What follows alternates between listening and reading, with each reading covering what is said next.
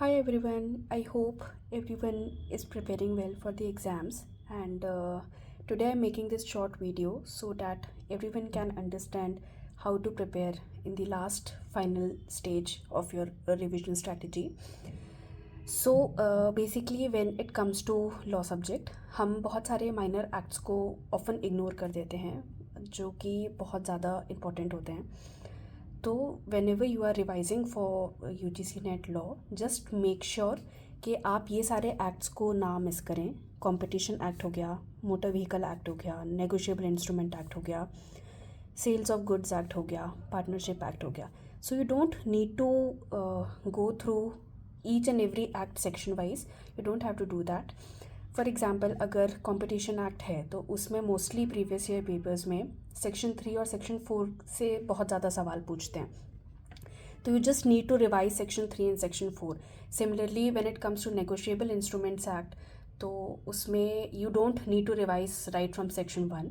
It's just वहाँ पर definition clauses थोड़े इंपॉर्टेंट हो जाते हैं. फॉर एग्जाम्पल प्रॉमिसरी नोट की डेफिनेशन क्या है, बिल्स ऑफ एक्सचेंज की डेफिनेशन क्या है, चेक्स की डेफिनेशन क्या है, नेगोशिएबल इंस्ट्रूमेंट कौन सा सेक्शन में डिफाइंड है. बिकॉज वी ऑफन थिंक कि अगर नेगोशिएबल इंस्ट्रूमेंट की डेफिनेशन की बात हो रही है तो it must be in the definition clause, but it's not. I think it's mentioned somewhere around section 13 of the negotiable instruments act.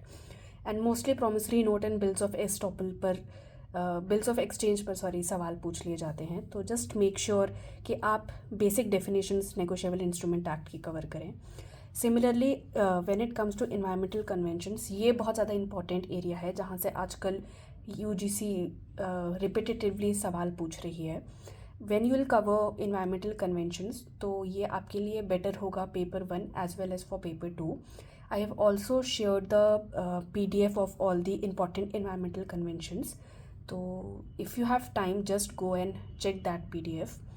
Next chronology is very important. आजकल UGC के pattern में ये देखा गया है कि more and more questions are asked on chronology based. For example UCC uniform civil code की chronology बहुत रिपीटेटिवली हर बार पूछी जा रही है. तो जस्ट मेक श्योर कि जितने भी लैंडमार्क केसेस हैं यूनिफॉर्म सिविल कोड के रिगार्डिंग आप उनके केसेस अच्छे से गो थ्रू कर लें, स्पेशली उनके ईयर एक बार देख लें.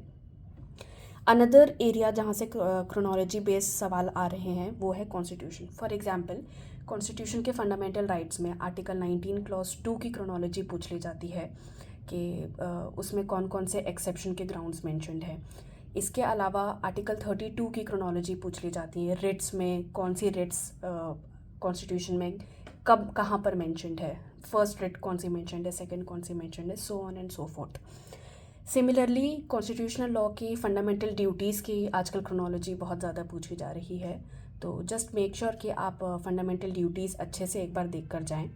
इसके अलावा इंडियन कॉन्ट्रैक्ट एक्ट की क्रोनोलॉजी पूछी जा रही है. फॉर एग्जांपल उसमें ऐसे सवाल पूछ लिए जाते हैं जो सेक्शन 26, 27, 28 वाले सेक्शंस हैं. Agreement and restraint of marriage, agreement and restraint of legal proceeding, agreement and restraints of trade, इनकी क्रोनोलॉजी पूछ ली जाती है. तो जस्ट मेक श्योर करना कि आप ये सारे सेक्शंस अच्छे से गो थ्रू कर ले फॉर योर फाइनल रिविजन. इसके अलावा एक इंटरनेशनल ह्यूमैनिटेरियन लॉ एक ऐसा सब्जेक्ट है जहाँ से आजकल बहुत ज़्यादा सवाल पूछे जा रहे हैं.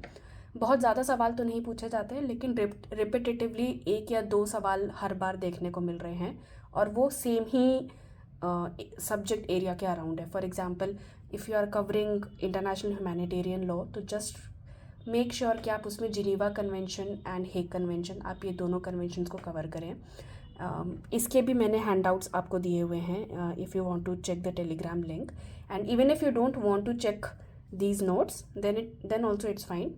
आप जस्ट आपको जहाँ से भी ये देख रहा हूँ आप एक बार बस इंटरनेशनल ह्यूमैनिटेरियन लॉ की Geneva convention and Hague convention देख लीजिएगा. स्पेशली हेग कन्वेंशन के 3 डिक्लेरेशन है, उसमें जो 3rd डिक्लेरेशन है टॉक्स अबाउट डम bullets. So just make sure आप जहाँ से भी पढ़ें आप ये एक बार कन्वेंशंस देख लें, Geneva convention and Hague convention.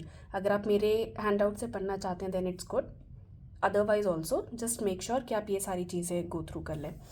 Another important topic जहाँ से हमेशा NTA सवाल पूछता है वो है जूरिस्प्रूडेंस।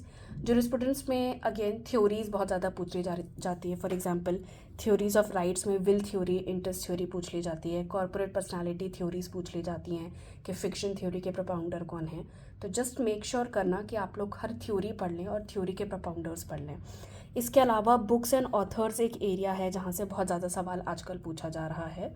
तो इसकी भी मैंने एक हैंड आउट बनाकर टेलीग्राम ग्रुप में शेयर किया है। तो if you feel comfortable you can go through that hand out. And apart from this बहुत ज़्यादा पोस्ट मॉडर्न थिंकर्स से सवाल पूछ लिए जाते हैं। पोस्ट मॉडर्न थिंकर के ऑथर्स और उनकी बुक्स से सवाल पूछ लिए जाते हैं। तो जस्ट मेक श्योर कि आप माइकल फूको, डेरिडा, इन सब के बुक्स को आप एक बार पढ़ लें।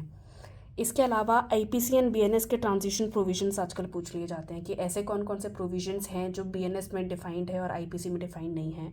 फॉर एग्जांपल जून 2025 वाले अटेम्प्ट में सेडिशन से रिलेटेड था कि सेक्शन 124A BNS में कहाँ डिफाइंड है।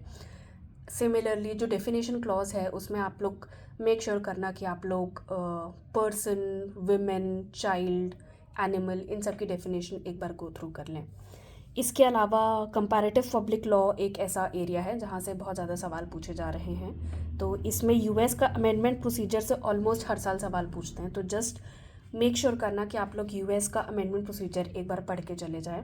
इसके अलावा जो पिछले बार वाला अटैम्प्ट था, जून 2025 वाला अटैम्प्ट, उसमें they have asked about right to information act of US, freedom of information act, उसका ईयर पूछा गया था। तो उसका आंसर था फ्रीडम ऑफ इंफॉर्मेशन एक्ट 1967। इस पे सवाल पूछा गया था जो US का था। तो UK का भी पूछा जा सकता है। तो UK का फ्रीडम ऑफ इंफॉर्मेशन एक्ट 2000 में आया था और इंडिया में राइट टू इंफॉर्मेशन एक्ट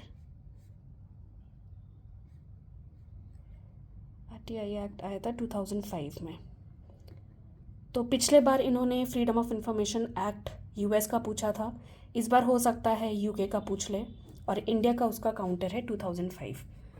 ठीक है, तो मेरे अकॉर्डिंग ये 6-7 टॉपिक्स हैं जिसको आप लोग लास्ट मिनट पे रिवाइज कर सकते हैं। इसके अलावा if I come across any other topic और any other relevant thing then I'll definitely make another video. If you have any doubt or you want any guidance, just message me. Thank you.